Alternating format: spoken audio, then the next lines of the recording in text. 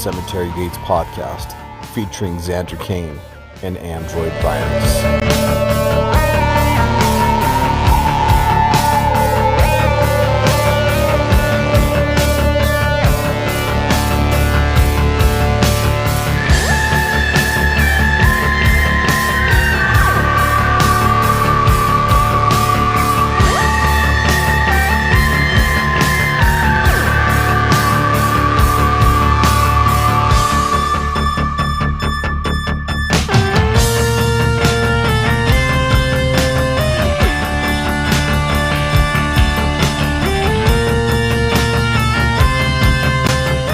Hey everybody, welcome to the Cemetery Gates podcast. I am Android Virus, aka... You almost said Vision. You almost said Vision. I did, didn't I? Yeah, you did. I'm Aaron. I'll go by Aaron.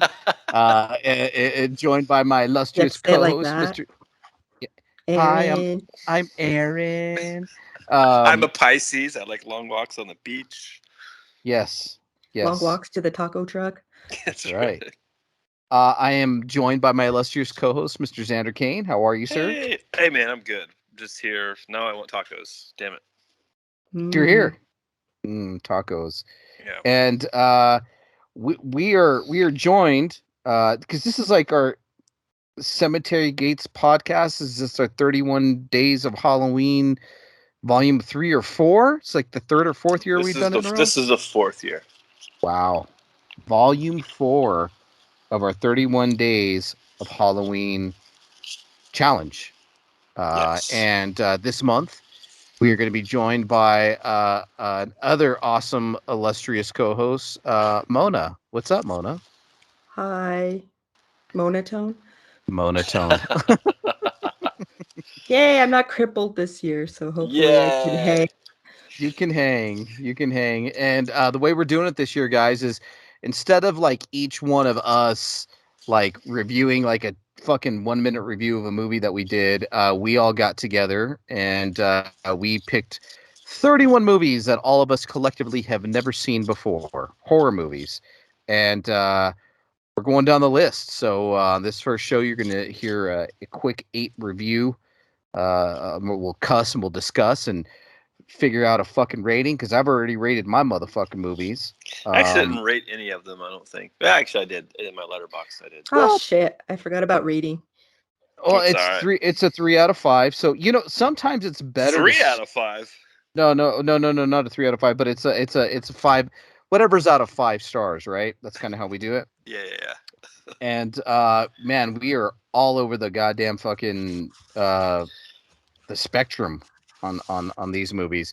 So the first 2 films that we picked, and cue our spooky music for Halloween. So it's going to be played throughout the show. So the way we're going to do it is, Mona picked a couple, Xan picked a couple, I picked a couple, and then we have some ones towards the end that we're going to review. But the first 2 that we're going to review were the ones that Mona picked. These are Mona picks. These were blind picks, so sorry. But that's the best way to go. I watched some of them. I was like, oh my god, these poor guys. What did I do? No, you did No just way. fine. Have you heard our show? We've done some doozies. Mm-hmm. They're always better to talk about when they're total bombs. So. Yes. But let's get started off. I may play the trailer. I may not. We'll see. We'll see how I'm feeling froggy during the editing process. But do it. All right. Up first, Mona's pick. And this is 1968's, which none of us have seen. Bad horror, guys. Bad horror podcasters. How dare we had never seen 1968's Witchfinder General.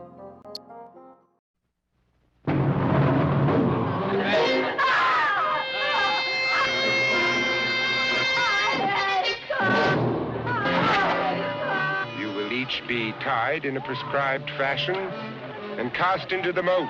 Only from the pen of Edgar Allan Poe could come such an horrendous tale of terror. Starring Vincent Price, in the most diabolic role of his career. Look for the devil's marks upon him. Get on with your task. The distorted genius of Poe creates poetic beauty from pain and uses idyllic love as a tool of torture. Men sometimes have strange motives for the things they do. I know.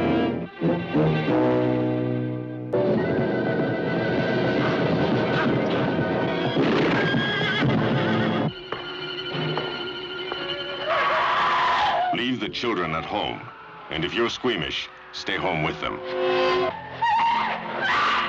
I shall kill you.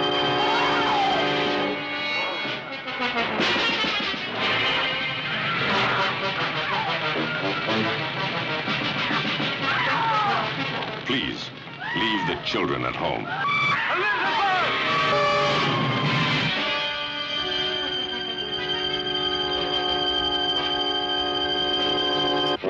Yeah. So I watched yeah. it and now I know why. So it's basically it's like this. It's set during the English Civil War, and Matthew Hopkins, Vincent Price's character, is The appointed. real life version of a real life witch hunter. Yeah, yeah, he's appointed Witchfinder General by the Puritans. In the movie, in real life, he gave himself that name. Did he? What a Yes.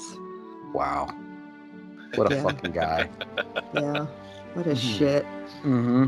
There was I have the Vincent Price box set that has this on it, and there's a really cool intro with Vincent Price before it, talking about Matthew Hopkins and all the history and whatnot behind the true part of it, which most of it's true until the very end. The very end is not true. he did Yeah. he did not get murdered. He died Oh. of what? Tuberculosis? Yeah, he died. He basically died in his sleep. Essentially, he was sick and just passed in his sleep. So Oh, it wasn't like a long, painful. I mean, he was sick, but it wasn't like a long, drawn-out, painful death. so he was smited by God eventually. He was eventually, finally. Finally. Yeah, it is kind of wild that he goes into this town and he's like, "Hey, you're a priest. Fuck you. You're a witch. Die, you son of a bitch." Yeah. like he's Yeah. So what I do like about the movie is that it is kind of like Vincent Price's kind of darkest character he's ever really played, honestly. Like he just comes Really? in and he comes in, he's like, torture them, and it's cool that they show like kind of how fucked up all that shit was, right? He's like, oh, like bullshit. Oh, if you throw their bodies and they float to the top, they're a fucking witch. Well, like, so basically saying that they float, well, we're all gonna fucking float in the water. And he's a creep.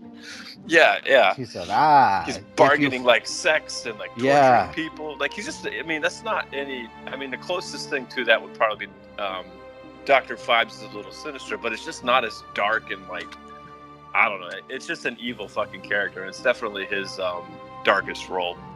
I For don't sure. know. I didn't think it was one of his standout roles. He was like very flat for Vincent Price. yeah, Go ahead, Aaron. he was. He was just an asshole, though. Yeah. Unapologetic. Like, Right. I think in some Vincent Price movies, like, he could be an asshole in some of his roles, but he's kind of endearing at the same time, right? Yeah, Like, it's kind of like an arrogance and confidence thing. A lot of his characters are, and this one comes off definitely like more of an arrogant character. So yeah. yeah, but I did like the scene where he's dangling the priest and the two other people over the bridge, like just kind of dangling there before he throws them in. That's kind of a cool scene. Yeah.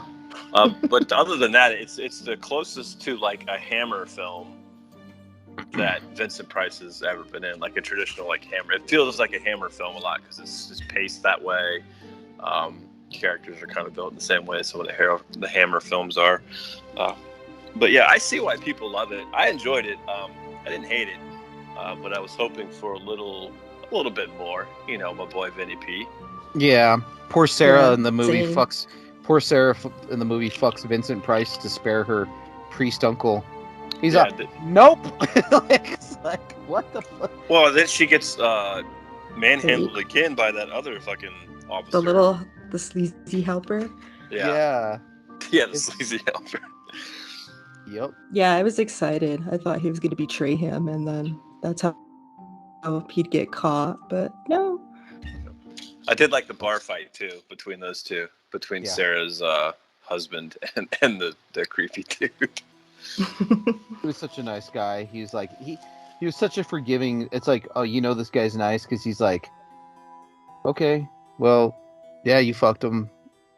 Before God, I fucking pledged to you. You know what I mean? It wasn't even Yeah. nothing. It was like, all right, nice guy. That's a good dude right there. You know, you had to do what you had to do. I'm not going to judge you for it, even though you fucked Vincent Price. Or Well, kinda. kinda, yeah. He So, loved her. he did. He was in love with her. I can show you in my room. Yes, I could show you. Oh my God! At the beginning of the movie, how will I know if I can make a good wife? And I'll show you. Yeah. Yeah. Yeah, that was pretty funny. Yeah, I mean, there's a lot of kind of that English, you know, betrayal and intrigue and all that fun shit that kind of, you know, it's the English storytelling that I kind of like. I get a little bored with. I'll be honest Right. with you. Yeah. It just I require a little bit more action, a little bit more intrigue, different things like that. I didn't hate this movie, but you know, he gets everything he gets at the end. Yeah. You know what I mean? And you took him from me at the end. Like Yeah. he was so pissed, you know, like, and then it kind of just ends. You know what I mean? It was, but did he go mad though? Did he go crazy? Like, did they break? Did he break both of them? You know, did he break Marshall and Sarah before they fucking took him out? You know, like Yeah. he Sure sounded like it. yeah, he was fucking going nuts. Just, but you know, hitting him over in the head over and over again with an axe. But what did you guys give this movie? Go ahead, Mona. I'm gonna give it a 1. Oh my God, that's God. brutal. Damn it. Only because it has Vincent Price in it. Yeah. Well, I actually like it a good There's- bit, actually. So Lots of talking, very little Yeah. witch hunting. very, very little killing of witches. Mhm. Yes.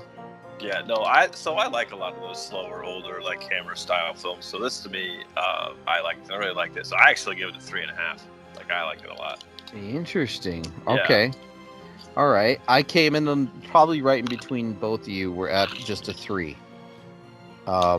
Just because it's a classic I've never seen. I'm glad I've finally seen it. I probably wouldn't watch it again. But I quite enjoyed it. As far as like what it was. I knew it was going to be like an Yeah. Well, I was wondering why it was considered Slow. a classic. It was only considered a classic because I guess the guy who directed it was like only 25, and he died a few months after this movie was released It was cursed. Oh. of a drug overdose. Oh, really? When he died of So a then drug it became overdose. a cult classic. Yeah. Yeah, Or I think. Bigfoots and alcohol. Oh, that's the way to go. If you're gonna, go with this. Yeah, I quite enjoyed it. It just, I kind of find English movies, especially set from the '60s, really fucking boring. Yeah. I can't even barely hang with fucking. I mean, I love A Clockwork Orange, but I even have a hard time with that one sometimes. That movie feels like it's 4 hours long, though. Yeah. It really does. Oh my gosh. Yeah. Oh no, or the terrible movie. What was it with the bikers and the frog? Oh my god, dude. We did that last year. Mhm. What the fuck was it, Xander, with their Bikers and Psychomania? Psychomania. Ugh. Ugh, that movie's atrocious. Boy. Yes. Yeah, I couldn't hang with Psychomania. Last year, I think Psychomania got a 2 out of me. Yeah, that's another one I would never watch again. But I was like, you got to watch it because of the way their cool helmets look, and they're like this leather biker gang. But goddamn, that movie is fucking boring. And The Damned has a whole song about them. And Oh wow! I was like, why? I hope this is a song shitting on the movie. All right, let's go to movie number 2. Another one of Mona's picks because she had a theme this year of witches and warlocks and wizards or something. I don't know. Something. Bell, Book, and Candle from 1958.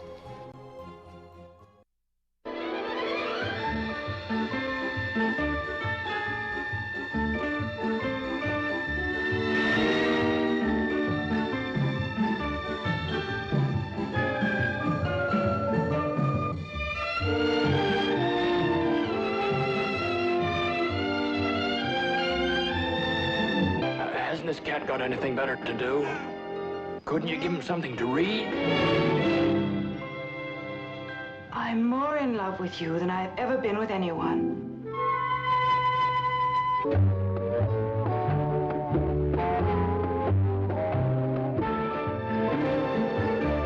I'm Sidney Redlich.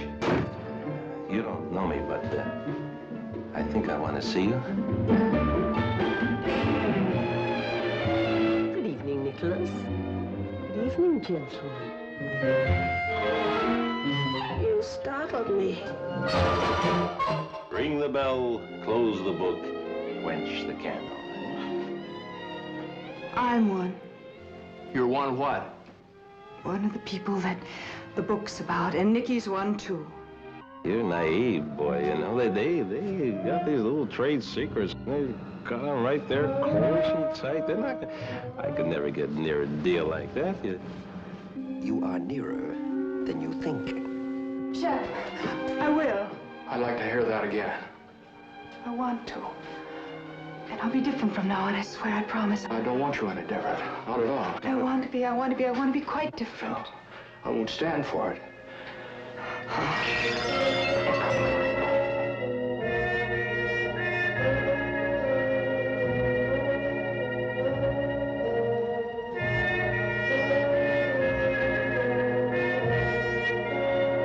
You know, you get better all the time. So do you.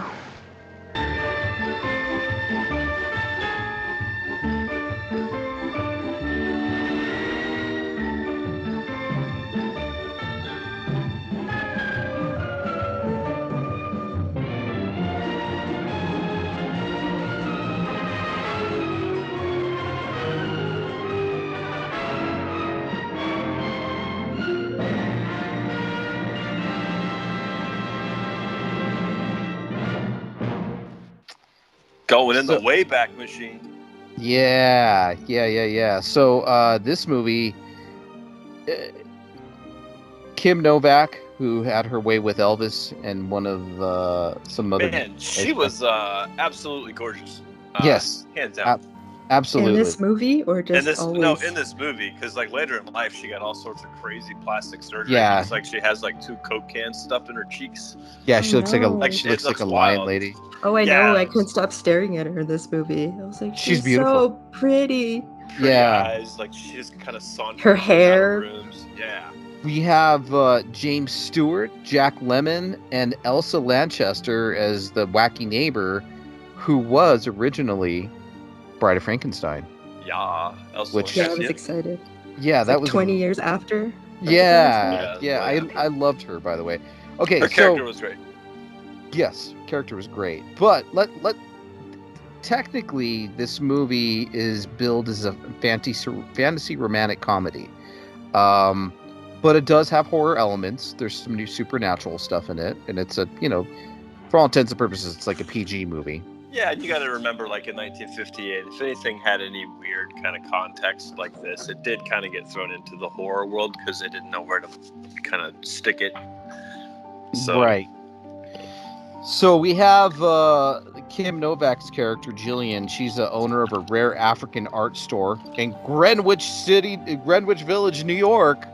So they're already kind of hustling, bustling on the edge of fucking the fringes of society. Do you know what I mean? Like they're already kind of, they go to a nightclub and they play fucking weird fucking music and shit. So, so she takes interest in her neighbor, Shep Henderson. Shep, the old They don't use that name no more these days, do we? Shep. Not since the Stooges. Because she's bored of her witchy life. She is. She's She wants to bored. be normal Yeah. She can't cry. Does that also or fall in include love. Does that also include potentially a dry vagina? Only one way to find out. I know. I'm just saying. We'll never know. Do witches have dry vaginas? Quite possibly. I mean, she had dry eyes. I mean, I'm just saying. I'm not going out on a limb with this. It sure does sound like it. So, yeah, she's interested in him, and Jillian's aunt lives next to her. Her name is Queenie. Queenie. That's Yeah. Elsa Lancaster. Yep, she's great. Love her in this role. She was again the original Bride of Frankenstein, a little older in this one, but she fucking was awesome. I loved it. Yeah, she was a little bit of a quirky character at times.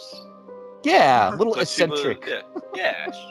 That role, she played that role really well. If that's for the way the character's written, what she did really good. So. Right. So Shep, like immediately, not Queenie, but Jillian, the main character, she's interested in Shep. She's interested in James Stewart character. She's like smitten. It's like I fucking him too, and they do some witchery shit with him. Fuck with his phone a little bit. Yeah, just play little fucking games with him. But they invite him and his fiance to their club, and Jillian's brother Nicky is playing a bongo drum. He's a warlock, by the way. Yes. And they're fucking with Shep's bride to be because they find out that Jillian went to fucking college with her, and Shep's bride to be was a bit of a fucking nuisance, a bit of a bully, I think. Well, yeah. Yeah. Even when she walks in the club, she's snobby, talking shit. Yeah. So they fuck with her. Long story short, Jillian seduces Shep with a black pussy cat. The cat's name is Pyewacket. So Yeah. the last time we did the 31 Days of Horror, I watched a movie called Mirror Mirror, and it was kind of they had a cat called Pyewacket as well. That was like a weird mystical thing. So what the fuck is going on with cats named Pyewacket? Is that like a thing? I think that Pyewacket is a demon. Oh, is it? Okay, that would make sense. I like that scene when she was holding the cat and then her eyes are right above it and seducing him. That was the spell. And it was like, look at my pussy. Look at my pussy. Look at my pussy. And he was just looking at the pussy straight in its eyes. He's like, that's very suggestive. Oh, wait, listen to this. 1958. Pyewacket was one of the supposed familiar spirits of an alleged witch accused by the Witchfinder General Matthew Hopkins. Son of a bitch. Look at all We this are time. onto something here. Son of a bitch. Mona crushing the theme. That's right. Goddamn right. So Queenie and Nikki and Jillian, they all have powers. They shut up. They're just more mischievous. They're not really like, I don't know. They're not evil. They're just kind of mischievous, but they It's kind kind of of like the silly spells that the kids do in like the Harry Potter movies when they're learning spells. Just like little silly shit. It's nothing sinister too often. But she Actually, does. not at all. She does seduce Shep, and Shep dumps his chick, and she's pissed. And they bring a writer in from Mexico to write a story, and Jillian's brother, he's all in on it about fucking exposing the witch hood in a book, in a tell-all book, and she's like, you can't fucking do this. I can do what I want. They're just going back and forth, little drama there, and Shep finds out that he's enticed by a witch. Son of a pissed, and he brings her a broom just to be a dick. And he goes to another witch to get the spell taken off. He does. Very witchy And episode then tonight, she by the way, helps guys. him, and he's still insulting her. He is. It's like the old bag made me drink something gross. I was like, Yeah. you asshole, she helped you. Yeah, she did. He had to drink something. But Pyewacket runs away. Shep is unable to convince his new chick to come back to him. And Queenie finds Pyewacket, but the cat rejects Jillian, which means She's lost her power. she's lost her powers, and that means only one thing, right? She's not witchy, she's just bitchy. She's in love. They lose their powers if they fall in love. So, because she fell in love, she can cry now. And apparently her pussy can get wet. So, and run away at the Do you same remember time. the part when Jimmy Stewart tells his ex-girlfriend that what's her name's a witch, and she tells him, "Yeah, you're spelling it wrong. Oh, You mean the other word." oh, they couldn't say bitch. Mhm. Yes. And she was a bitch. She's like, you forgot how to spell. And she was a little she was a little too stiff. You know what I mean? For him anyway. She was a little, I don't know. The witch was hotter. Jillian was hotter. Yeah. But yeah, they Shep realizes that Jillian's tears bring true love, and they reconcile and they kiss passionately, watching through the window with Queenie and Nikki, and they celebrate by casting spells, and it's a good ending. And that's it. Ta-da! They fall in love. Ta-da! True love Yay. finds a way. Yeah. And you know what? I gotta say, this is definitely a fucking change in pace for us, Mr. Xander Kane. Absolutely. Honestly, like this movie, okay, it's like mildly horror, okay. However, it does have that great like old Hollywood feel to it. Mm-hmm. It definitely has. I thought the music was fantastic. I thought all the characters were pretty solid across the board, and it was way more entertaining than I thought it was going to be when I kind of read up on it and saw that it was more of a romance and fantasy than really a horror. But it was nominated for like 7 Oscars or some shit. Like, it was like a very well respected movie when it came out. It was a to-do. Yeah. Wow. It was definitely entertaining, for sure. I found it entertaining as well. Yeah. I found myself entranced by it, much like the witch did to Jimmy Stewart's character, Shep. It caught me. Maybe it just caught me at the right moment. I don't know what it was, but I didn't find myself bored with it or rolling my eyes or anything. It was a very endearing, very innocent, fun little film. I can see if like maybe we were alive in 1958 and watched it and be like, hey man, this could be a horror movie. Yeah, I get it. It definitely. So I grew up watching like Bewitched with my grandparents, so it felt very comfortable to me because I guess there was some nostalgia there for me because it felt like something that they would have loved if they had seen it. So like I had a little bit of a good vibes from it, I guess. Absolutely. I think it was definitely of its era. You could see how it was edging towards the 60s. Like Sure. what she was wearing, like barefoot. Her short hair. Yeah. How all the men were pretty much clowns in this movie. And how they were 10 years older than the women. Yeah, and they were like into the women for their brains. Yeah. Not just, oh, she's pretty and ditzy. Jimmy Stewart, man, is like just so, by God, like just the way he talks, man, is like. Oh, I know. I couldn't take him seriously. I kept thinking when they make fun of him on Saturday Night Live. Yeah, they make fun of him, and it's like just the way he talks. I mean, but like she apparently found him very attractive, and he was a ladies' man back in the day too. Like a lot of women found that for sure. him a very attractive man. I know. I was watching this thinking, why?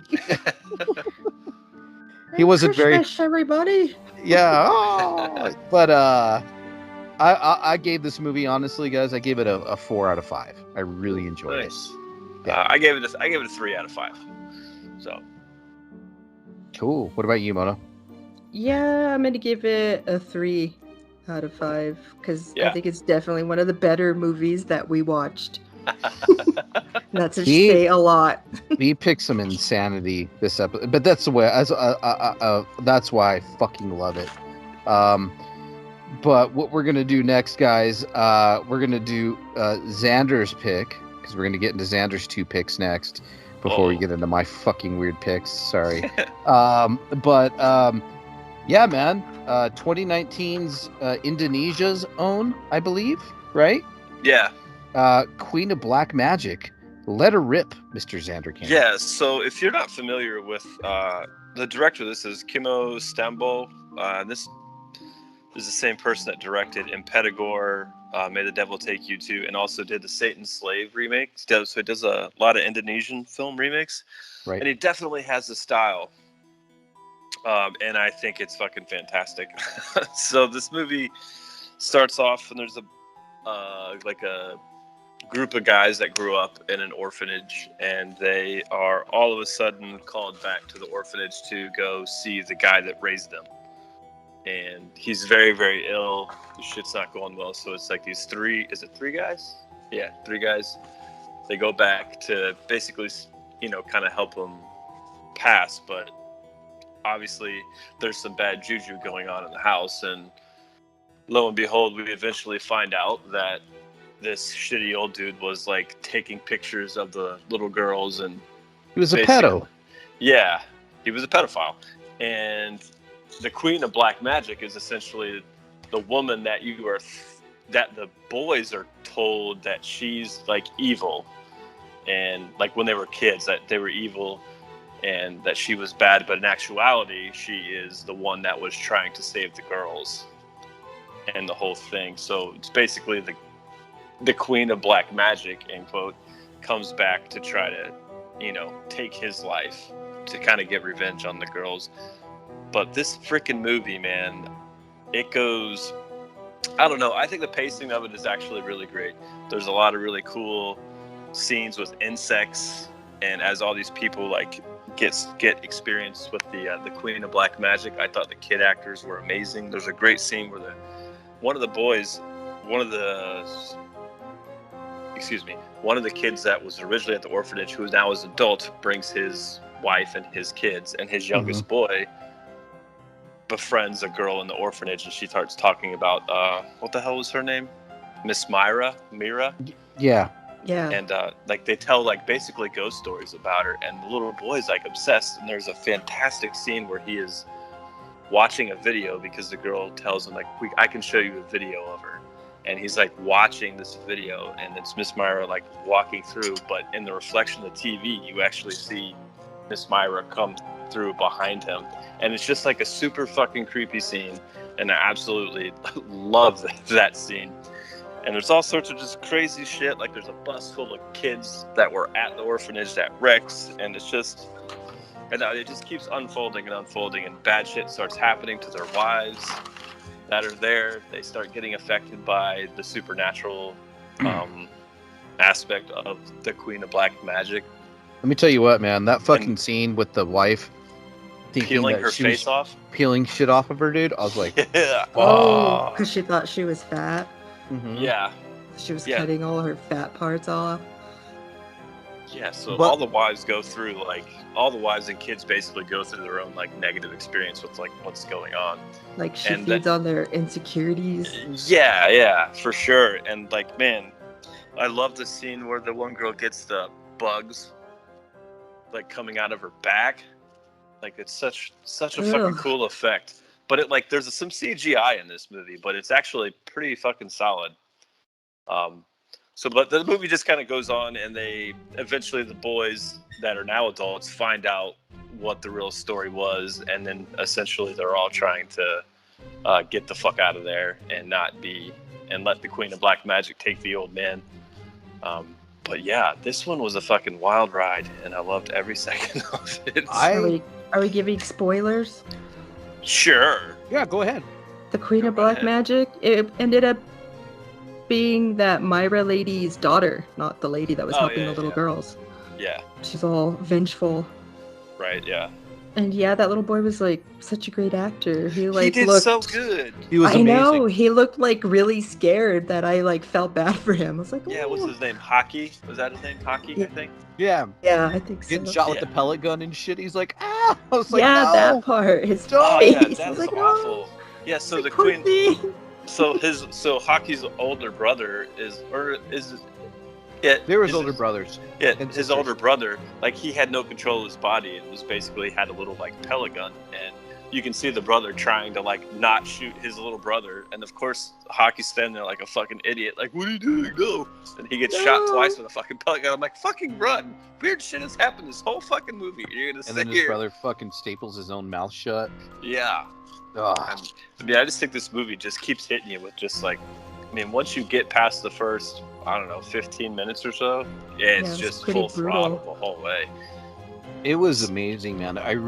Such a pleasant surprise. We were staying at a cabin this weekend in the middle of the fucking woods, but we had a great Wi-Fi connection, and we had our computer.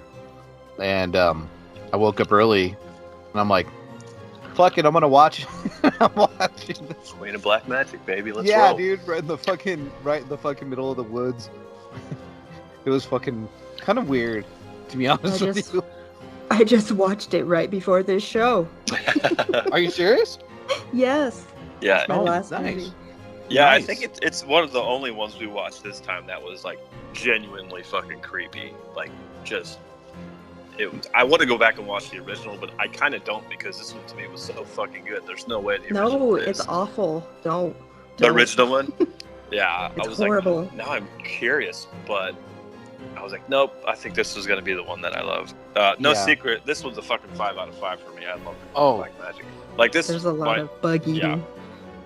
Yeah, a when lot the of bugs. original- A lot of bugs in this one. Isn't that a lot of Indonesian horror films have a lot of things with bugs? There's all sorts of weird I shit. noticed. Yeah.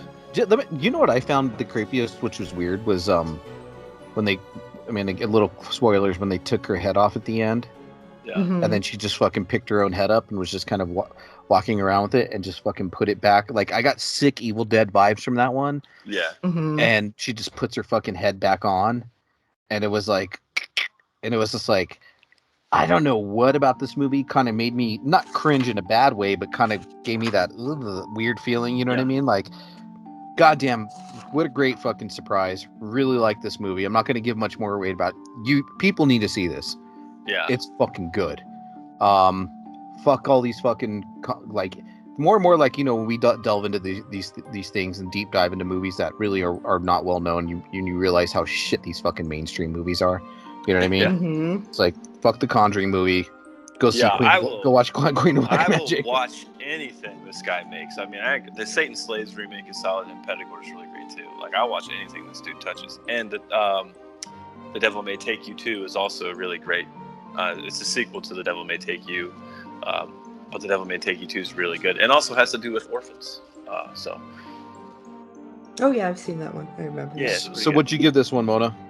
I'm going to give it a 4 out of 5. I liked it because it was like a revenge horror, but not just on the people who fucked them over. She was like, I don't give a shit about shit. anybody. You're all going to suffer.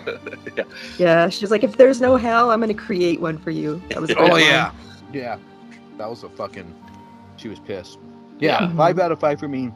Yeah, You and guys my go- only knock, but I don't care. The rest was so good. I could see how people don't like the very, very end on like how she ultimately goes down. It's kind of like, what? But I didn't really give a shit. I was like, okay, whatever. No, I liked it because they left that shitty old man in there with her. Yeah. The bird. Yeah. Burn and die. Don't leave me to die. Yeah, I I thought it know. was really cool. So, yeah, and subtitles for everybody out there, for Queen of Black Magic 2019. All right, let's get into Xander's number 4 movie, 2008's Autopsy. Autopsy. Yeah. So this is not. There's a lot of movies that have this kind of same plot. Actually, there's another film called Room 6 with Jeremy Sisto and Christine Taylor, and a few others that kind of have the same plot. So basically, these people get in a car accident and get taken to this rural hospital in New Orleans. But it appears to be like, it's late at night, so you don't expect to see a ton of people in there. But essentially, it's very like bare bones, creepy, dark lit hospital. And obviously, very quickly, you realize like, okay, some weird shit's not not. It's just some weird shit going on in here. You got Robert Patrick in there playing like the lead doctor dude, and then you also have crap. What's the other dude's name? He's in everything. He's the Werewolf Dad in True Blood. Robert Lasardo. Yeah. Lasardo. No, Oh. that was the Cholo guy. Yeah. You're talking. He's a Carradine brother. Sure. No. I'm confused. No, I was talking about Robert Lasardo, who's like the character. He's the guy that's like the orderly kind of looking dude with all the tattoos on his neck. He's in a ton of stuff too. Oh, I was talking about Michael Bowen. Oh, okay. Yeah. He's in everything from like I'm just talking. Valley Girl. Sorry, like everything from Valley Girl to Breaking Bad, Jackie Brown, Kill Bill. All kinds of shit. He's in everything, dude. Yeah, I'm the Buck. I'm Buck, and I like to fuck. yeah, he's that guy. Yeah. Yeah, it also has Jessica Lowndes in it, who was in The Hills Have Eyes 2 remake, and also the reboot of Beverly Hills 90210. If anybody gives a shit. So she's the other big name in here. But yeah, the people just like slowly start. Basically, all slowly get separated in the hospital. And eventually they get to where they're all separate, and all of them have like these horrible things happen to them. Like one of the girls gets like a spinal tap for whatever reasons, and then fucking Robert Patrick just drinks her spinal fluid. You're like, what the fuck?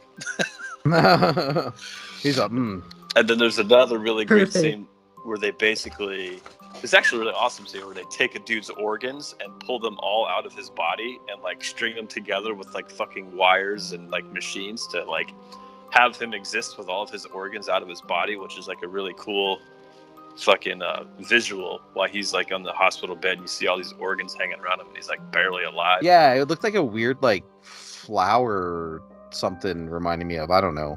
Yeah, but then like Robert Lasardo is like back there chopping up all the other people, and he's got a fucking flower. Sanding people's like, he just got like a decapitated hand, and he's like sanding it with a sander for no fucking reason. You're like, what the fuck is going on? Oh, I got that he was sanding off the fingertips. Oh yeah, it was just fucking weird. Oh, for fingerprints, I guess. Proof. Yeah. Oh, okay. See, I didn't pick up on that. By the way, the nurse Jeanette Goldstein Diamondback. Huh? Diamondback. Yeah. She did Near Dark and Vasquez and Aliens. Yes, she was awesome. Yep. Yeah. So it basically comes down to Jessica Lowndes' character trying to get the fuck out of there, and of course, like the cop eventually gets there. She gets the phone from Robert Lasardo's character, and the cop eventually gets there, and the cop's like, Robert Lasardo's like, oh, she's crazy, she needs to take her meds. And he's like trying to explain it away, her acting, and the cop like believes it for like a half second. And as soon as, I can't remember what happens, but it triggers, the cop realizes like, oh, something's not right here. And then of course Robert Patrick comes in and fucking blows the cop's brains out. Well, Robert Lasardo's character comes just meandering through the hallway with the fucking tray full of body parts. That's right. Yeah, that's what it is. Yeah, it's just kind of a cat and mouse of her just trying to get out of this hospital and all these crazy people. It's nothing like I said, there's other movies that have almost identical plot to this, but this one actually has more gore than those other ones. There's a lot cooler effects. I think there's a great scene where towards the beginning where a guy falls on top of the girl and like all of his fucking insides fall out. Like she goes to see who he is and like turns around and like because he's been tortured or whatnot from all the experiments that Robert Patrick and his crew was holding. Yeah, I don't know. I thought there was a lot of rubbery gore. It looks too Halloween shop to be effective. On some of the body parts, yeah. Like the cart that Robert Lasardo is pushing, yes, it looks like a bunch of rubber feet. And when he's sawing or filing down the fingerprints, or yeah. That was like a giant hand. The hand was like an oversized Andre the Giant hand. It was so huge. Yeah. But the entrail effects were good. So like the organs and then when the stuff fell out the body. So those were much better. But Yeah, it was. I thought this was a 8 films to die for movie, but it wasn't. There's another movie called Autopsy. That's 8 films to die for. That's about Wasn't med it like students. the After Dark ones? Yeah. But that one's a completely different movie. So when I picked this, that's what I thought I was picking. However, I did enjoy this. It doesn't run crazy long. It's not a long movie, but it's also like nothing. There's not a ton of dialogue. There's not a ton of like. I mean, if you're looking for character development, this isn't it. This isn't your movie. It's just a bunch of drunk kids get in a car accident and they're trying to survive in the hospital. That's it. But it doesn't really try to be serious in any way, like, you know. But I thought this one was all right. Yeah, what'd you give it? This one, I have to go back and look to see what I guess. I don't remember. I gave it a 3. Yeah, I think I just hate everything. What'd you give it, Mona? I don't know. I just thought it was, I don't know, devoid of any plot or story, really. I mean, not all these horror movies have to have them, but what else? Let's see. Oh, the Doctor Terminator. His name's Dr. Benway, after the Williams S. Barrow character in Naked Lunch. But it's not like really any homage. It just seems like a shitty ripoff. Yeah. And then like there was a lot of like misogynistic approach to all the female characters in this movie, like the violence. Like none of the guys got anything this bad. The girls keep getting punched, and well, I mean, the one guy did have all of his organs removed from his body. I mean, that's pretty intense. Yeah, but then beat the shit out of him and slap him, and Fair. even the villain, the female character, she got slapped around. I know. Well, you know what they say, Mona. You know what I'm gonna say. What did they say? Equal rights and lefts. So it's like incessive, repetitive, sadistic cruelty to all the women. And I didn't really look at that's that. how. No, that's how I saw it. Not even the Terminator or Robert Patrick, huh? Hollywood's go-to cholo could save this movie for me. Hollywood's go-to cholo. The guy who had his nuts removed in fucking whatchamacallit part 3. The Hostel? No, he had his nuts removed in the Centipede, fucking Human Centipede part 3. Oh my gosh, I haven't seen part 3. I love the first one. Part 2 made me physically sick. It was weird. Second one, yeah, it was weird. The third one is so bad. It's like they almost made the third one so bad on purpose. I don't even. We're not here to review that movie, but anyways, for me, I gave this movie a 2 out of 5. It's pretty much devoid of any plot. It had like it's a low budget, you know, you could tell. But plot was just kind of you know, very basic, kind of scary horror. I don't know, it's like anything that you could see in a haunted house type of like, you know, this one of those run through haunted houses. Let's go through the scary hospital, you know. The only reason why I gave this a 2 was somehow, some way, they got Clutch to fucking donate, do whatever. The mob goes wild at the beginning of the movie. That song, and the gore was decent, and that was pretty much it. See, I gave it a little higher because the other, like I said, Motel 6. There's a few others I've seen. Like this one felt like the better of all the ones, so I was like, because Room 6 is fucking terrible. Jeremy's just well, even what's his name couldn't save this movie, man. Fucking Robert Patrick, in my opinion. Couldn't even save. Even his acting was just kind of phoned in on this one. So that's probably has more to do with the writing too. Yeah, so go check out Autopsy. It's on Tubi for free, and wherever else if you want.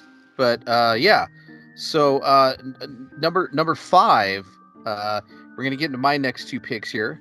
And I decided, like, I'm gonna try to do some vampire shit I haven't seen it, and some fucking werewolf shit I haven't seen. And I went really off the fucking beaten path with this one, guys. So I did the Legend of the Seven Golden Vampires.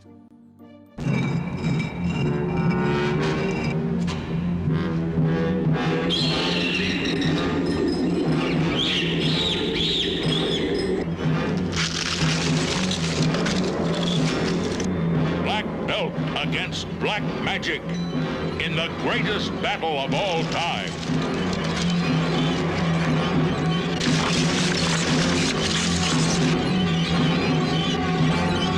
As the seven brothers and their one sister meet Dracula.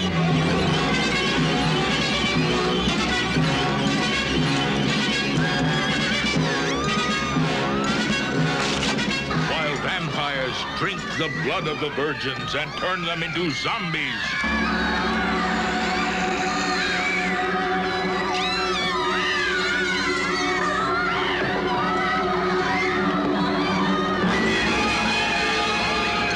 You haven't seen Kung Fu until you've seen the seven brothers and their one sister in action against Dracula.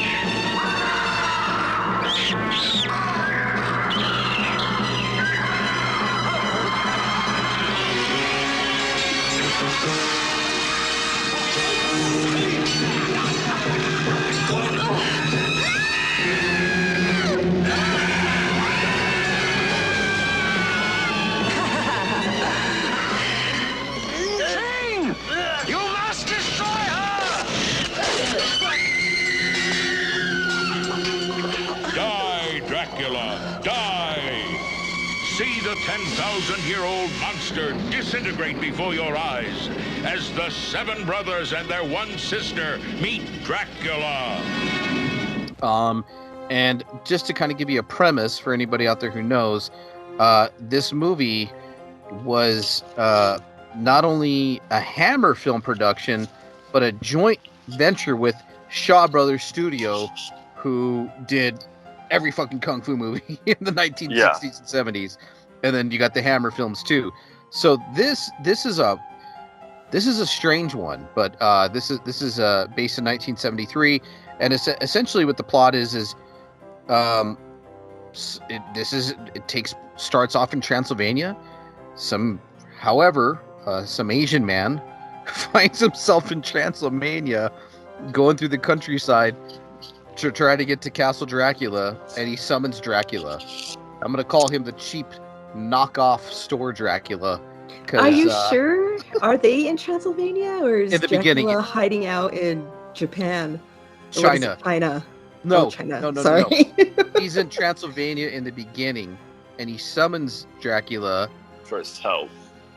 Yeah, and for his help, because he says that he's a monk and a high priest of the temple of the seven golden vampires in China. Mm-hmm. And he goes to tell him, that these vampires' power is fading, and he needs to restore them to their former glory because the vampires are dying out. And Dracula does accept the offer, but he tells him, you have to let me embody you, like get into your body. So he can leave the castle. So he can leave the castle and fucking go to China, because you want to have some white dude wearing a cape, with slicked back hair going through the fucking rural China, right? Like, he can be seen. So we have. Why the fuck can't Dracula ever leave his castle? I don't understand. I don't know. That's always the problem in movies. Why? That's the rules. That's the rules. That's what he did. That's the rules. He can leave for love. But yeah. So they leave and they go to China, and then it goes 100 years later. So you're time traveling up to like 1904, and I don't know if this is the 5th time Peter Cushing played fucking Van Helsing, but yeah, they're in China, and Van Helsing's like giving a lecture at a university in China about vampire legends, and he meets some dude there who's like, "Hey, yeah, man, there's some shit with these 7 golden vampires." But before all this happens, we kind of see the vampires, these 7 golden vampires' powers, and they're trying to wake them up and feed them like peasant girls' blood, and they're all like in a circle, and they cut them, and their blood goes into a cauldron, and the vampires like have these golden bats around their necks, like bling, right? Like these Yeah, Or giant golden bat bling. Yeah. And then gold chains. And then one gets torn off, and the vampire dies. So now we're down to 6 golden vampires. Son of a bitch! Right at the beginning of the movie. And let me say, these vampires are kind of funny looking. Yeah, they're kind of funny looking. Like, I loved how they looked. I thought it was kind of cool, different, completely different, with their weird ass teeth. Yeah, their teeth like were really weird. long. They had like gold masks on. Yeah, skull masks over like the top part of their head. Yeah, it was wild. Yeah, and they looked all paper mache. Mm-hmm. Yeah, they're really cool. But hey, but we do find out in this movie that not only does Jesus Christ and the cross, defile vampires, we find out Buddha has the same power over vampires too, which is really cool. Bitch. Yes. Dun, dun, dun. Yeah. So, so Peter Cushing is giving the, Professor Van Helsing and his son, they're at a fucking giving a thing on vampires, and and then another guy comes in, and he's like, "Hey, I belong to, I know where these vampires exist in China. They're fucking up the countryside. Let's go on an adventure to fucking kill them." Peter Cushing's like, nope, let's do it. So they do it, and then they bring along Peter Cushing's son, and then they have like a little clan of fucking like badasses with them. Yeah, and then the lady who finances it, the rich white lady. Yeah, she's Whatever from Scandinavia. Yeah. Yeah. She's Scandinavian because she's a wealthy widow. Her name was Vanessa Buren, and so yeah, they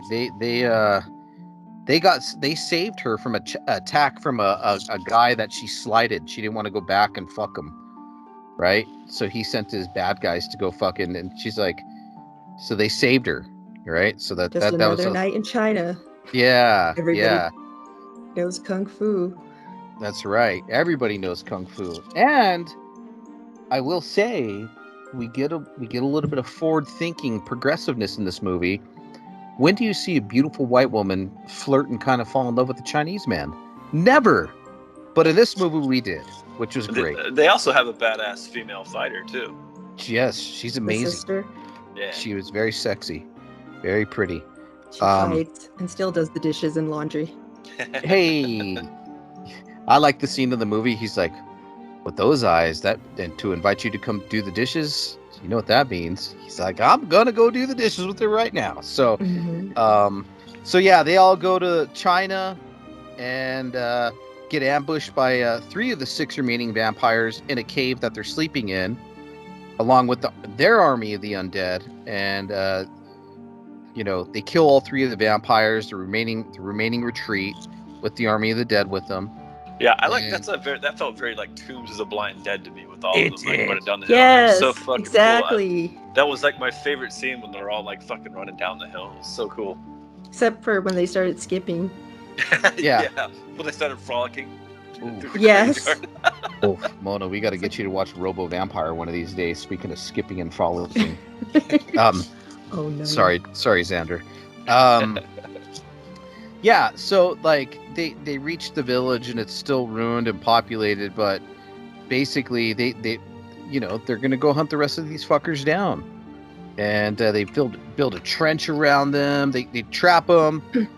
Dracula still disguises this guy who looks like David Lopan from from Big Trouble in Little China. Yes.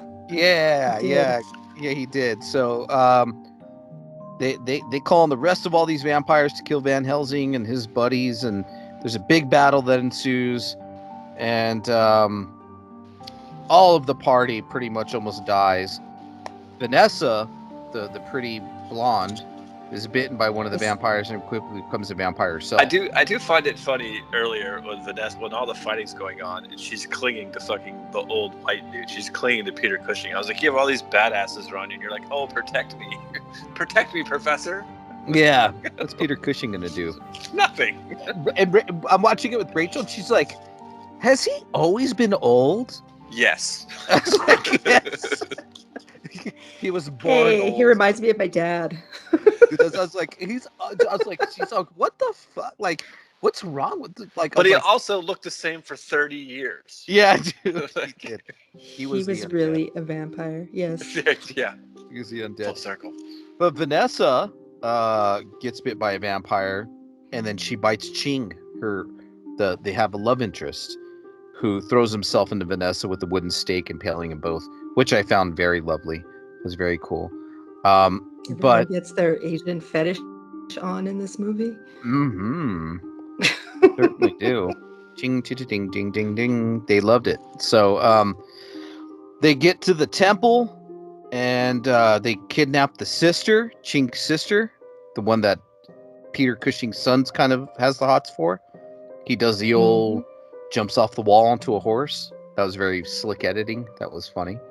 And Van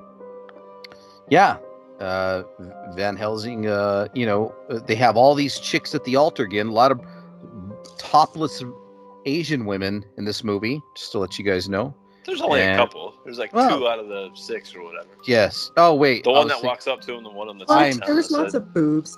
I'm so sorry. I'm getting this confused with the next movie. But anyways. This movie had boobs galore. It did, but not all the girls were. There wasn't a ton of them. But the next movie, though. Yeah. So Van Helsing and Dracula come face to face. Dracula puts his final form and attacks Van Helsing, and Van Helsing succeeds in stabbing him with a silver spear through the heart. And the Count Dracula turns to dust, and that's the end of it. Oof. So you have like a Hammer / Shaw Brothers fucking kung fu movie, and in my opinion, if you're into that, if you're a Hammer film fan and you're a fucking Shaw Brothers, this is seventh heaven for you. Yeah, this is a fucking home run if you love both of those. If you love that's how it played out. Yes, exactly. Exactly. Yes. It's just what a Hammer horror film needed. Was kung fu, in my opinion, because I'm not a big fan of Hammer. To spice things up. Yes. We needed a C5 with a little bit of General Tso's spicy chicken to spice it up. And with that being said, The Legend of the Seven Golden Vampires got a 4 out of 5 for me, because I knew exactly what it was going to be, and there you have it. You're here for it. Yes. All right. What do you think, Mona? I'm going to give it a 3. I thought, God, this is awful, but I'm really enjoying this. Nice. Yeah, cool. There were some scenes that reminded me of a really toned down Blind Dead. That was cool. Yeah. Until the skipping started. Yeah. That's it. That they play in slow-mo, right? Yeah. Yeah, I'm actually smack dab in the middle of you guys as well. I'm at 3.5 out of 5 for me. I think the kung fu scenes were really fun. Was still a little. I feel like the charm wore off a little bit the longer the movie went. So that's why I got down on. But still, 3.5 out of 5. I thought it was good fun. Like we said, if it's in your wheelhouse, it's in your wheelhouse. So I would love to see another collaboration between these two studios. That can't happen anymore. But no, that would have been awesome, wouldn't it? Yeah. All right, guys. And up next is another pick for me. And this one would be another film that was subtitled. Kind of hard to find on this one, but eventually did find it on Arrow Streaming. I got you. You got me covered. Thank you. Thanks. Yeah. So 1975's Wolfguy, the Sonny enraged, Chiba. the enraged lycanthrope. With And no lycanthropy whatsoever. hey, it's all what's in your heart. All right, it's all what's in your heart. What we come to find out. I have no And heart. yeah, this is a strange one. Very strange. Yes. I don't understand a lot of things. I'm hoping we can talk this out, but we'll see. I don't think so, but we'll see. Hold on, I'm gonna sneeze. Try This not is a to. recovery meeting for watching Wolfguy. So yeah, stars Sonny Chiba as the wolf guy, who is the only survivor of a clan of werewolves who relies on his wolf powers without growing hair. Except for this bushy hair on top and his unibrow. Yes, well that's true, but that That's was the only just wolfy thing about him. yes, that was just Sonny Chiba though. Yeah, so they're No. well, I mean he wore a wig. Asian men don't have hair like that. No, well, Sonny Chiba was known for little John Saxon action back in the day, if you know what I mean. He liked to wear his, he had some toupee action going on. Just a little bit. Oh. Yes, it explains a lot. Yes, it's all clear now. Thank you. Yes, it explains everything. Yeah, so like you just right away get like this weird funky like take like weird psychedelic however Japan could offer you like a weird psychedelic fucking movie, or it just had. So basically this guy's running in the street fucking scared that a tiger's going to kill him, but you can't see the tiger. But Sonny Chiba for some reason is there to save the day. Don't know why, but they allude the cops in the movie are like, man, you're always getting in trouble, but they never really say why he's always getting in trouble. They just say he's always getting in trouble. So he seems like wrong place, wrong time type thing. Yes. Trouble is what they kind of mean by it. Yes, and he eventually sees the guy. That moves. No, well that, but he sees the guy getting cut up by like an invisible force, like a tiger slash, and they're like, okay, well, what's going on? So it kind of like the story breaks down kind of like a murder mystery. It really does. Like what's going on? Why is this guy getting murdered? There's other guys getting murdered, and then they're finding out that these guys were in the same band. They were in a rock group together, and they raped mobs or mods, or what were they called? I don't know. Yeah, I forget the name of the mods. But yeah, he then it does like weird flashbacks of Sonny Chiba being a little kid and his clan getting wiped out in a village, and he's the only little baby survivor, left. Yeah. But they're wolves, but they're not wolves. It's weird. They don't change. They don't really change. But yeah, it's very cold. It's very like Night Stalker-ish. Do you know what I mean? Like Kolchak the Night Stalker, like weird, like noirish murder mystery type of shit. But then like they find out that this tiger is the sum of all this girl's fucking rage and what else would you call it? The girl who get gang raped, like her anger. Not just gang rape. Yeah, they gave her syphilis. Yes, they gave her syphilis. She got syphilis. And she tried to kill herself. It was on the orders of their talent agency, who were in cahoots with a right-wing politician who wanted to break up her romance with the politician's son. So that's kind of like, it was just really weird. And yeah, so there's like Yakuza kind of working for these crooked people. He gets in fights with these people, and then basically there's this motorcycle fucking chick that comes up to fucking help the Wolfman, and then she seduces the wolf guy. It was like James Bond. Yes, werewolf James Bond. Yeah. And she had beautiful breasts. I will say, she was very beautiful. Lot Lots of of boobs, less lots of boobs movie. wolfing going on. Yes, lots of boobs. But he finds the chick. Man, it gets so confusing. Like, Yes. yes, it's like there's a lot going on in this movie. Like, who was singing in the bar? Was it the chick who got raped, or was it the chick that saved him on the The motorcycle? chick that saved them on the motorcycle. Yeah. Okay. And then basically they find the chick who got raped, and she's been kind of locked up somewhere, and she's also a drug addict as well. And she's done, but she manifests an unseen demon tiger that kills all the dudes that fucking wronged her, like the Crow. Do you know what I mean? Yeah. But all the rockers She are like dead. dream conjures Yeah, she an invisible tiger.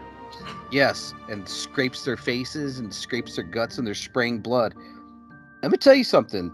There's a lot of spraying blood in this movie, which is really cool. Acrylic But paint. yeah, it's yeah. I told Rachel said it looked like melted crayons, like Like a Horsha Gordon Lewis movie. yeah. So with everybody dead, everything avenged, the chick who was on the motorcycle had a sinister boss who worked for the Japanese CIA, and they have a program to exploit supernatural and paranormal forces, and basically they wanted to train Mickey, the girl who the tiger grudge, and they wanted her to fucking, like, they're doing experiments on them basically. So the movie goes into a completely fucking different direction. And then they take out some of his blood and his guts and fucking, like, put him in another guy, and he fucking kicks his ass, and he's like, man, you can't be a human with fucking werewolf DNA. I'll fucking kill you. But anyways, he escapes after killing a bunch of people. And I don't know, man. It kind of just goes. It's such a fucking weird, convoluted movie. It's so weird. It's hard to follow. But he eventually ends up back in the forest at his old village, and then gets attacked by the same villagers, or the children. They're not children, but they're grown children of the villagers that killed his fucking clan, and only to be saved by this chick who was his mom's her mom knew his mom, and then they made sweet love again. A lot of fucking in this movie. Mm-hmm. He does a lot of fucking, and he's like, you are now my mother and my wife. Did you guys see that part? I don't know if you got that part. Yes. Oh, yeah, I was like, what the fuck? That's You are now- having foreplay. And he's You're like, my mother. Sucking yes. on her breast. Yes. And Ugh.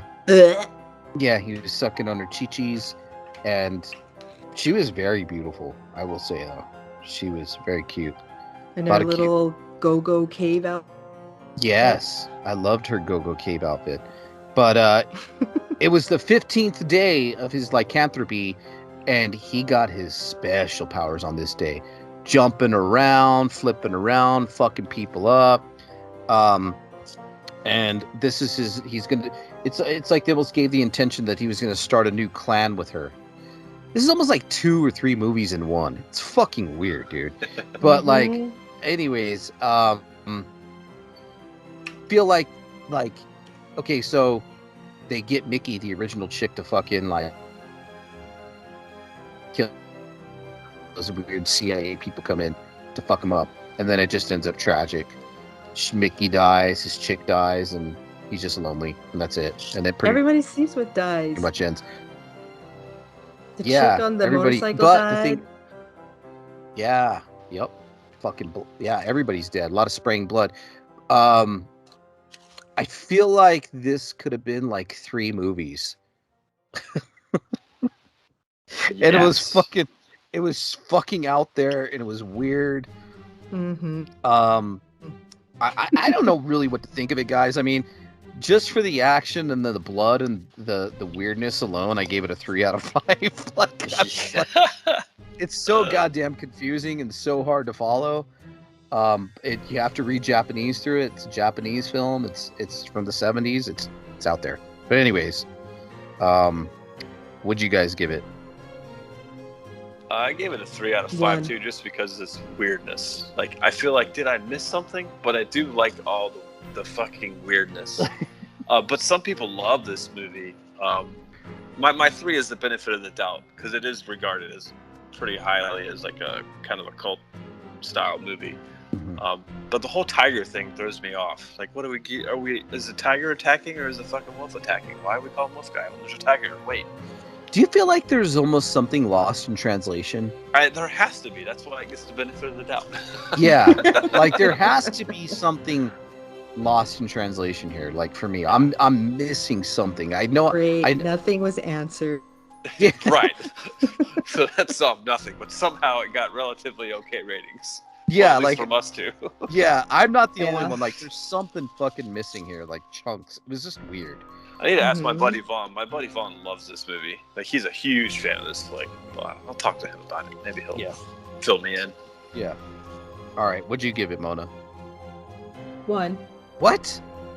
1. I Why? want to 'Cause see there's- boobs. Yeah. I don't care about this guy fucking everybody. There was no wolfing going on. I was confused. There's a pissed off syphilis chick. You're like, this isn't a fucking werewolf movie. Next. Exactly, all angry. Yeah. Damn I it! totally get it. Yeah, I totally get that though. I got all George C. Scott. Because I'm like sitting here waiting for like this amazing transformation, and I'm like, what the fuck?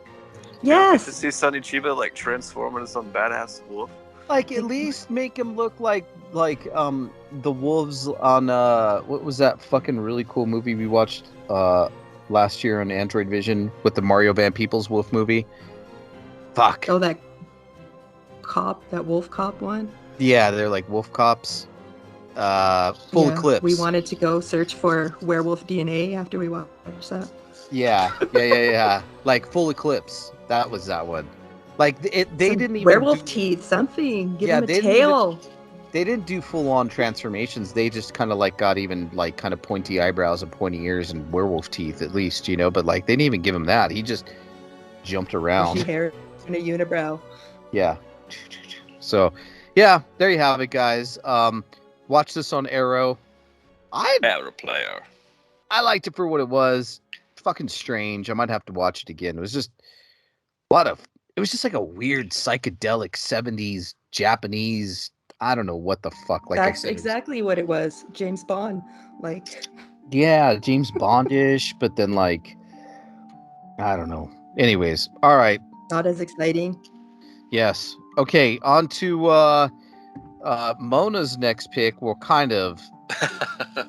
The movie that we wanted to watch that Mona I will picks. not be blamed for this one. What the fuck? Okay. Oh my god. So, all right. This is going to be What great. the fuck? All right.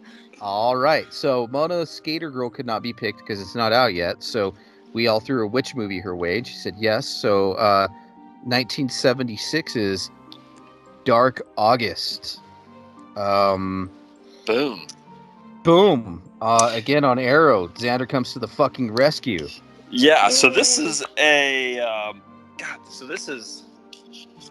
I don't know, it felt anyways, this film is about a guy who they live up in like kind of rural Vermont, and he winds up running over and killing a young girl in his truck.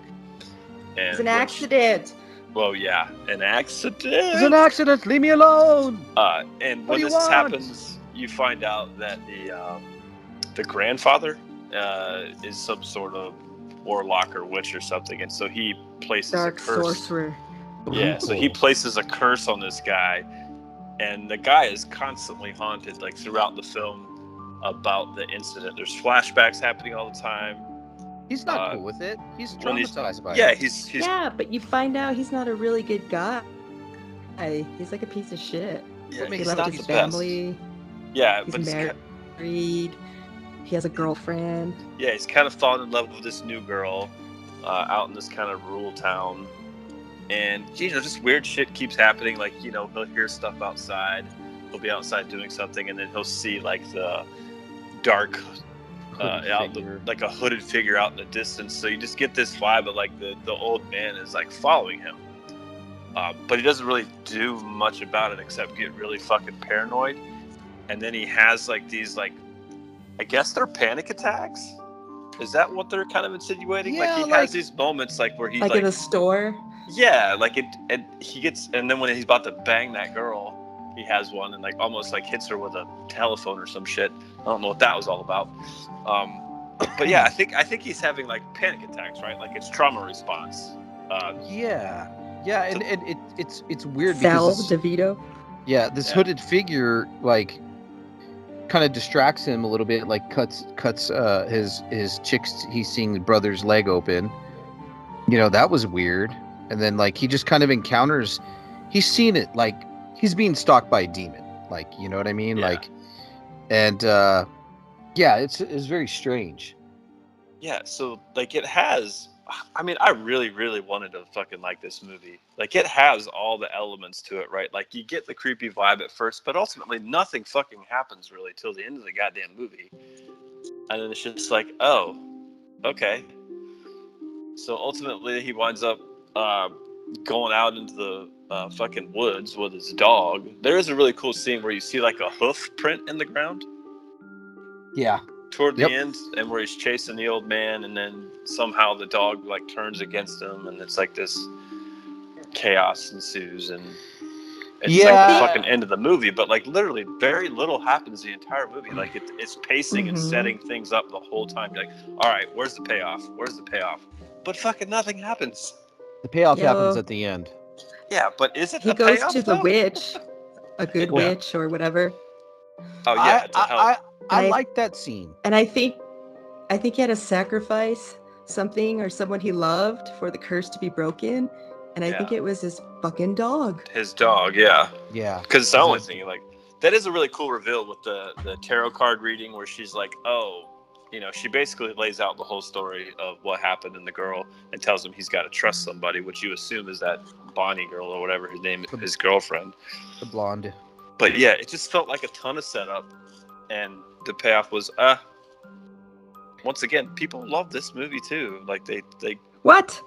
Yeah, the people are like, oh, it's such an underrated, blah blah blah. What? Dark and haunting, truly haunting, like thing. Can I make Who a confession? are these people? Are they church people? I am. Maybe they're church people. Hey, listen. I am one of these people. I fucking loved it. Are you fucking serious? Swear to God. What? It started out all pagan, and then it like turned into like it's so story driven, Christian themed horror. Like it was mid-70s TV movie. It was it did feel like a TV movie, yeah. It was a Lifetime movie. It was very story driven, and like if you just kind of follow the tropes of like this curse that he has on him and how it's like just gently fucking his life up because of his reaction to the curse, I thought it was brilliant. Like they're like, hey, go burn your fucking, where's the first place you saw this fucking hooded figure? Well, I'm building this fucking studio, we'll go burn it. So he goes and burns it, and then the fucking fire department shows up. He's like, no, stop, and they're like, he's trying to stop him, and he gets arrested. It's like he's his own worst fucking enemy in this movie. And I see it happening. He makes a lot of love in this movie. He's not a very good looking man, but for some reason he gets a lot of chicks. I don't know. Even his buddy wasn't even. His buddy looked like the keyboard player for Styx from the 1970s. That was pretty funny. No, what about Oates? Hall & Oates? Yeah, Hall & Oates. Oates. He's like, what do you want? I'm 39 years old. And I'm like, what the fuck, dude? You look like you're 55. Like, I was like, no, damn. I know. You're like, damn, I look good for 40. Fuck. I know. God damn. But and then towards like, then they go to the Good Witch and she explains like the lower realm, the middle realm, and the upper realm, and what he needs to do to stop it, and how and then the ending was pretty shocking, I thought, with the old man. I thought that was pretty fucking shocking. And then Again, something that he loved. I feel like the demon finally got into his dog at the end, and he had to do what he had to do. I liked this movie a lot. I'm just one of those guys. I liked it. It hits you. Yeah, I know a lot of It people hit- love it. It hit So me. what'd you give it? I gave it a 4 out of 5. Ooh. Ew. Yowza. I gave it a 2. I don't know. It just wasn't my bag. I wanted to like it, but it was okay. And you, This Mona? movie doesn't even deserve a rating from me. Oh no! This is like one of the worst movies I've ever seen. Oh no! And they used like Christianity to fight this. That was disgusting.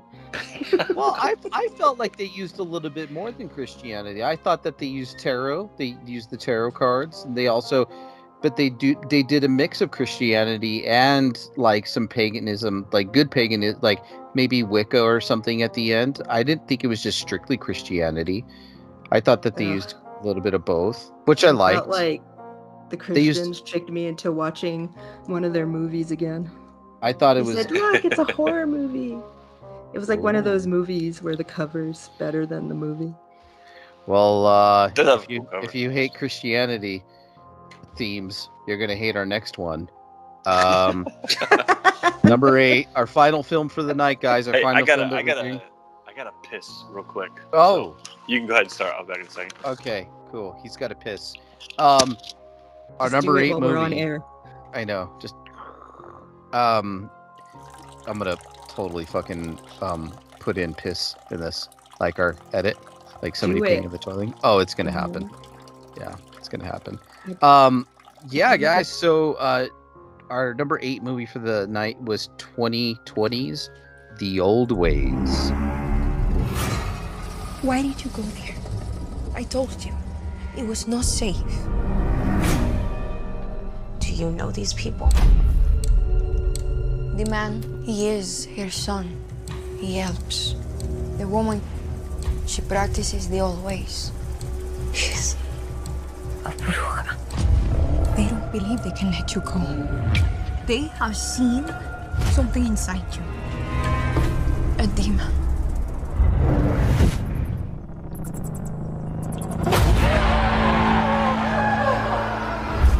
I don't know what's in my food.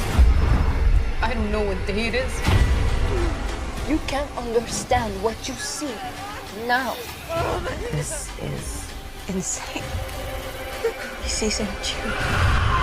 It's what's inside you.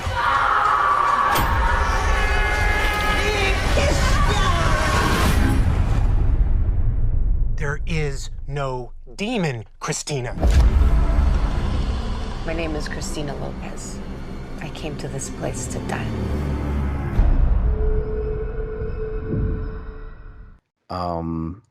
So what did you watch it? You watched it, right?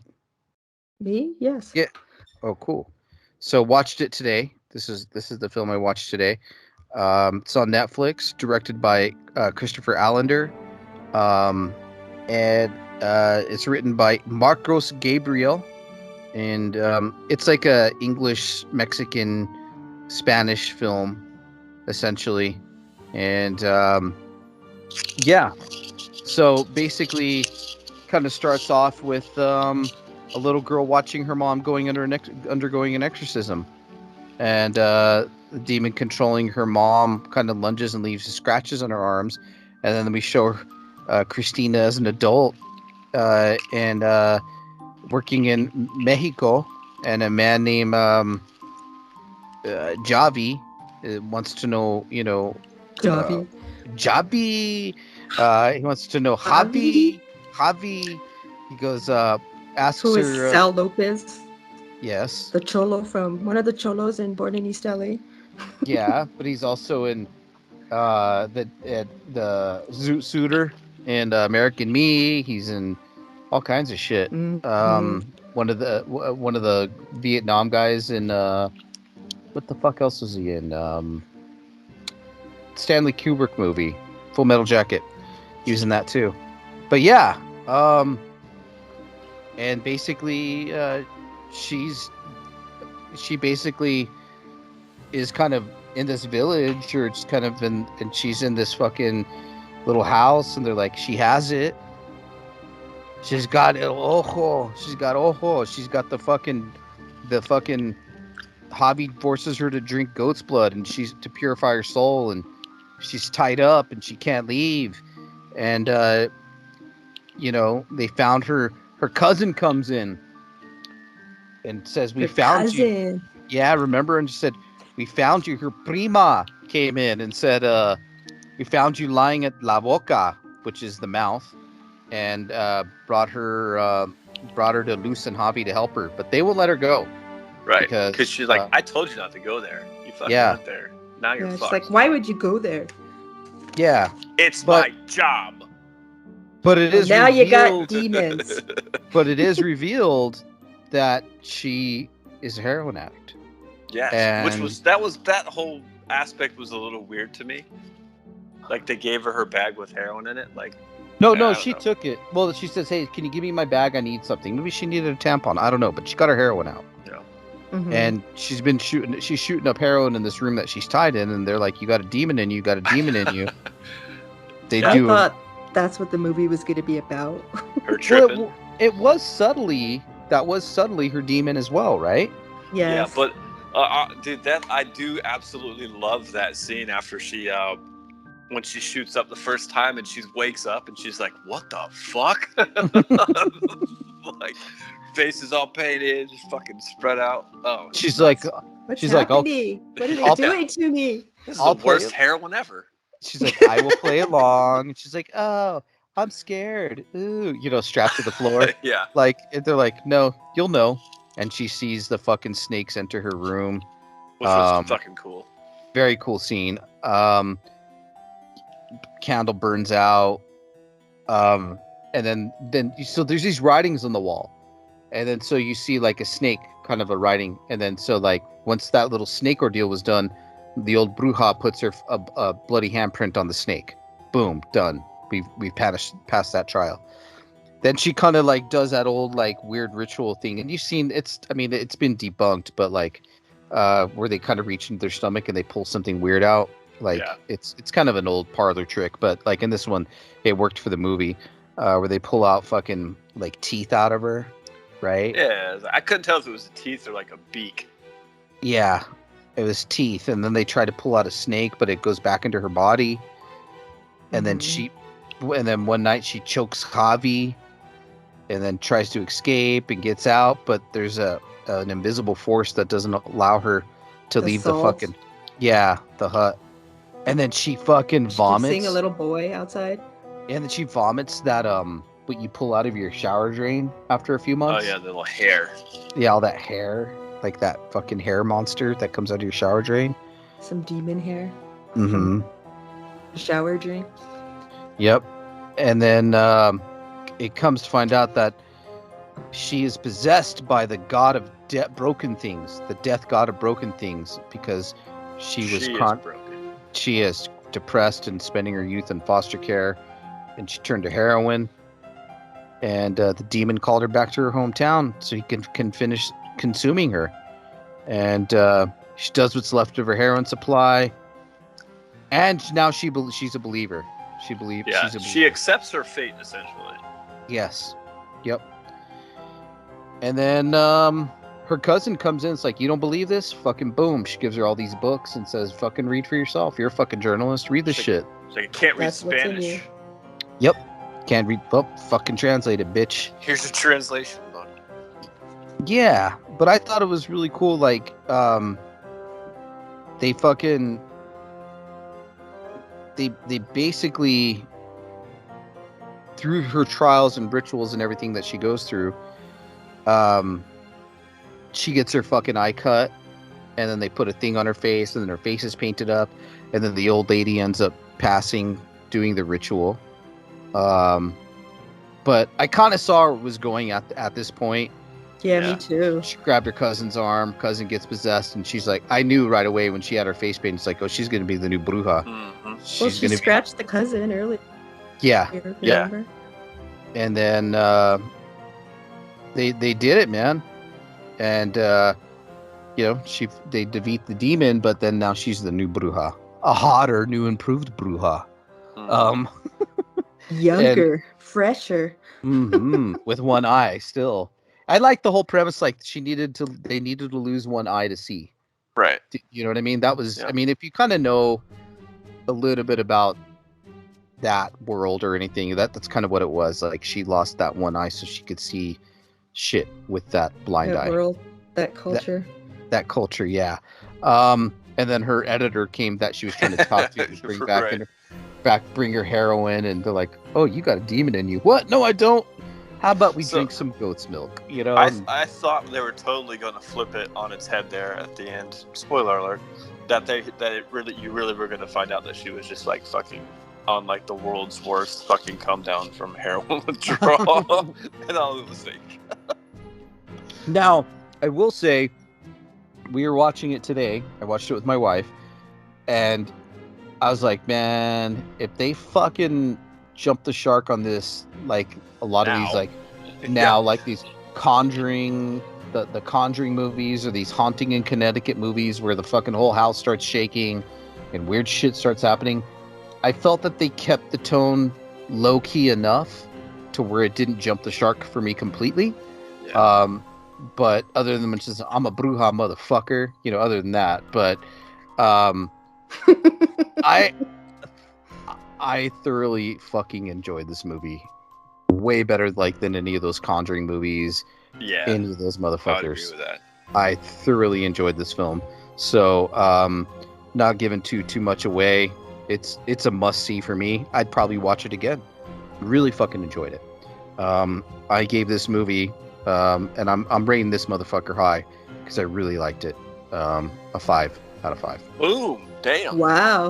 Mm-hmm. Damn! Loved it. Man, loved it. I liked it a good bit. I sit at a 3.5 on it.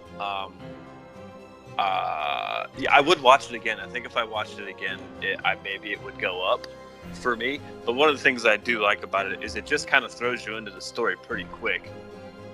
Like all of a sudden you're just fucking there and it's going down.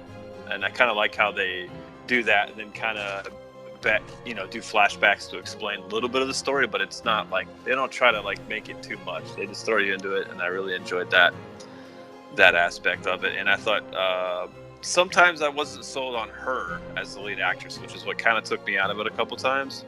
Yes, exactly. That's what so I thought. That's why I couldn't put it up much higher than a 3.5. But man, there's some really great exorcism moments with the bodies like hanging in the air and the arms are flailing back down.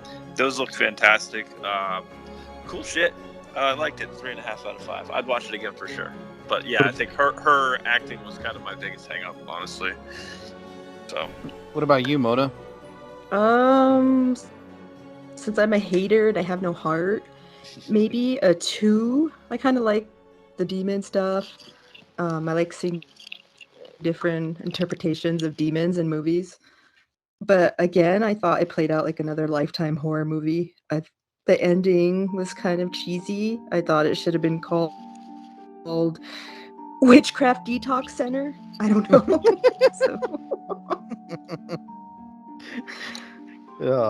The Witchcraft Detox Clinic. Well, so there were some creepy parts, but it was a little too cheesy for me. Well, with that being said, I mean, there's no more to say. I think that's the theme of our first episode would be Witchcraft Detox Center. Boy, did we have a lot of fucking witchcraft fucking detox on this first episode, guys. Mm-hmm. Great episode, man. And very, again, always fucking fun discovering new fucking weird fucking movies. Yeah, and now I kind of want to watch Dark August again. I don't know. I never want to see that fucking movie ever again. I liked it a lot. I really liked it. Really liked it a lot. What to do? So. I mean, I'm not going to watch it now, but I may watch it again later. Liar. Liked it. You're searching for it right now. No, I'm not. All right, guys. Thanks for joining us for our first installment for this month of our 31 Days of Halloween. And we will be back next week with another bang-up episode.